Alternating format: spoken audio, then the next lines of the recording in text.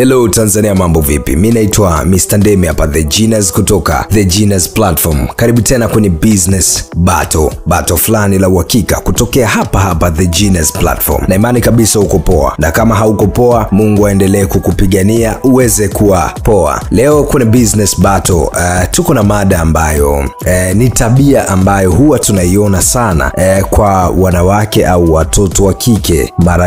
Mara nyingi wanawake au watoto wa kike wengi hususan hawa wa karibuni hapa 2000 na hao wa zamani sio wengi sana wanaofanya vitu kama hivi, lakini hasa hawa wa hapa karibuni kumekuwa kuna wimbi la tabia fulani ambayo labda akitolewa out au akitoka mwenyewe out, akiwa labda na marafiki zake wametoka out, labda umefika ule muda wa chakula, labda chakula kimekuja mezani, chakula fulani hivi, manyama manini, hususan kama visinia vile vinakuwa vina nyama nyingi, vina makolokolo mengi. Huwa kabla ya kula au kumuomba hata Mungu kwa chakula kile kilichokuja pale mezani, huwa cha kwanza kabisa wanatoa simu, na wana style fulani hivi, anatoa simu anaiweka kwa juu ya chakula, then anakipiga picha kile chakula au anakichukua video kile chakula, then ndio utaratibu mwingine unaendelea wa kula na vitu vingine kama hivyo. So huwa najiuliza ni kwa nini hicho kitu huwa kinatokea, labda huo msukumo wa kurecord au kupiga picha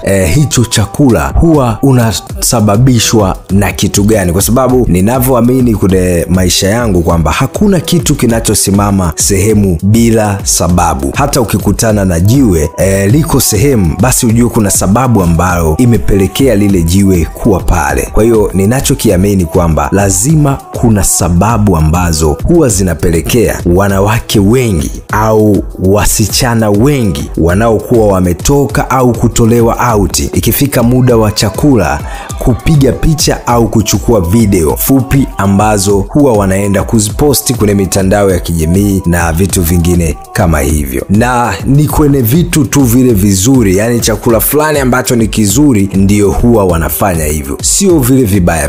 Unadhani ni kwa nini au ni sababu gani ambayo huwa inapelekea kitu kama hicho? Lakini mimi nitatoa maoni yangu, lakini nilitamani sana kuona na wewe mdau wangu wa The Genius Platform, kama umeshawahi kukutana na kitu kama hichi, niambie huwa unahisi ni kwa sababu gani au ni kwa nini hii kitu huwa inatokea na huwa inasukumwa na nini. Mimi mtazamo wangu kama Mr. Ndemi, naweza nikawa sahihi au nisiwe sahihi, na wewe utaweka komenti yako hapo chini utuambie mtazamo wako. Kwanza kabisa nikirudia kwamba hakuna kitu kinachosimama sehemu bila sababu, lakini pia kila unachokiona mitandaoni kinakuwa kina maana mbili, labda kimesukumwa na furaha au kimesukumwa na huzuni kubwa. Mimi ndio naelewa, yani kwamba ukiona mtu amepost picha either imebeba furaha au imebeba huzuni, lakini yote kwa yote mara nyingi ni kumbukumbu. Picha au video zimebeba kumbukumbu za matukio yetu. Lakini tukirudi kwenye mada, ni kitu gani ambacho huwa kinapelekea labda wadada wengi kurekodi vyakula? So mimi naona sababu ya kwanza kabisa ambayo inawasukuma wadada wengi kujirekodi na vyakula, au inapofika muda wa kula kupiga picha kile chakula, mara nyingi mimi huwa naona kwamba kile kitu inawezekana ni kigeni kwake, yani kile chakula anachokiona pale mbele yake huenda ni kigeni kwake, yani huko mtaani ambako ametokea au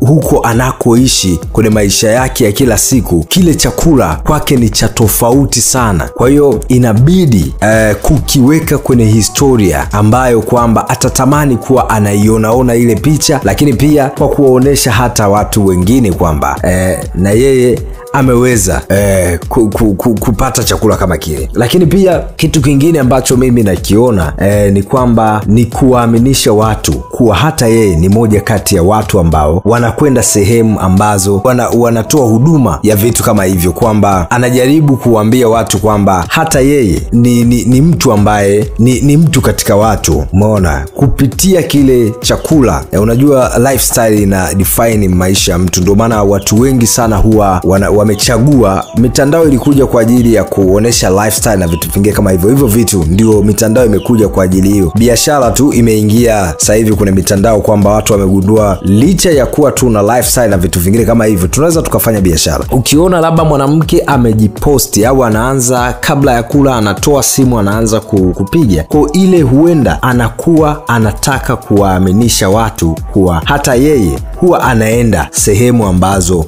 zinatoa huduma na vyakula vizuri kama hivyo. Lakini pia pointi nyingine ni kwamba kuwaonesha watu kwamba hata yeye ni wa thamani. Yani unajua ukiposti vitu fulani, labda uposti maboga hajaungwa, hajafanya nini, hakuna mtu anayeweza kukudefine kwamba unatokea maisha mazuri. Lakini ukiposti umekaa kwenye manyama, labda vinywaji fulani vya gharama na vitu vingine kama hivyo, kwa wale watu ambao wanakuaga na pressure za mitandao ya kijamii, anaweza akaanza kusema nimeona bana picha ya rafiki yangu amejiposti sehemu fulani, yuko mazingira mazuri, kiukweli yeye amefanikiwa, anapata watu wanamtoa. Na hiyo mara nyingi hawa watu wanaokuaga wanaposti vitu vizuri huwa wanaharibu hata mahusiano ya rafiki zao. Labda ametoka na mtu wake, amefika pale mezani, meza imejaa vyakula, afu yeye mtu wake anamtoaga tu sehemu, labda anaenda kula miguu ya kuku ambayo hawezi kuiposti au kuonesha watu kwamba na yeye huwa anatoka sehemu. Kwa ile inaweza ikampelekea kwamba kuona yule mwanaume ambaye uko naye sio sahihi, na yeye anatamani kuwa na yule mwanaume ambaye anampeleka sehemu nzuri ili aweze kupiga picha na kuziweka kwenye historia. So mimi mtazamo wangu ni hivyo vitu vitatu. Kwanza, inawezekana kwamba kile kitu ni kigeni kwenye maisha yake au mazingira yake ya kila siku, ndio maana anaamua kukiweka kwenye historia. Lakini pia kuaminisha watu kuwa hata yeye ni miongoni mwa watu ambao wanaweza wakaenda sehemu nzuri ambazo wanakuwa wana vyakula vizuri na vitu kama hivyo. Lakini pia kuwaonesha watu kuwa yeye ni wa thamani kiwango hicho. Lakini cha mwisho ambacho sina uhakika nacho sana, na yani inawezekana kwamba ni kaushamba fulani hivi. Yes, tukiconclude hapo tunaweza tukasema kwamba ni kaushamba fulani. Sijajua wewe una mtazamo gani. Mimi mtazamo wangu ni huo. Nilitamani kuona comment za wadada wengi watuambie kwamba ile kitu huwa inasukumwa na kitu gani, yani inasababishwa na kitu gani mpaka labda nguvu ya kutoa simu mfukoni, akili yake inamwambia toa simu kwenye pochi yako, then washa kamera, then shoot au piga picha, then itulize. Yani kile kitu, ule mchakato mzima mpaka unatokea ile, huwa unafanyika kwa sababu gani? Ni kitu gani ambacho kinapelekea wewe kufanya kitu kama hicho? Nilitamani kuona comment yako hapo chini, uniambie kwamba labda wanawake wakifanya hivi ni kwa sababu ya kitu fulani, au kama kuna mwanamke yeyote anaweza labda akatuambia hapo labda hichi kitu kinatokea kwa sababu 1 2 3. Nitafurahi sana kuona comment za wadau mbalimbali. Lakini kabla hatujaenda mbali zaidi, ningependa kuambia kuhusiana na Wabike Phone Accessories. Hawa ni wauzaji wa vifaa vya simu mbalimbali kama protectors, charger, battery, makava ya simu na vitu vingine vingi. So wanapatikana Dar es Salaam, lakini wamekuwa na project ya kuwapa ushauri wale wafanyabiashara wadogo ambao wameingia kwenye biashara ya vifaa vya simu. Na hapa akaniambia kwamba bwana Wabike, hii ni kwa Tanzania nzima. Kama unaanza uuzaji wa vifaa vya simu na ulitamani kupiga hatua, ni vema kabisa ukawa na namba zao. Wanauza jumla na rejareja. Kwa hiyo ukiwa na namba zao, una uwezo wa kuuliza kitu chochote ambacho unatamani kukijua kwenye biashara ya vifaa vya simu. Lakini pia unaweza ukawaagiza mzigo ukiwa sehemu yoyote na ukakufikia. Namba zao za simu ni 0714 12 1002. Wapigie muda wowote, watumie ujumbe WhatsApp, waelekeze ni changamoto gani ambayo uko nayo kwenye vifaa vya simu, na wao watakujibu bila wasiwasi wote. So, lakini mimi naitwa Mr. Ndeme hapa, The Genius kutoka The Genius Platform. Leo tulikuwa tuna battle kuhusiana na issue hiyo hapo. Bwana, mpaka wakati mwingine tena.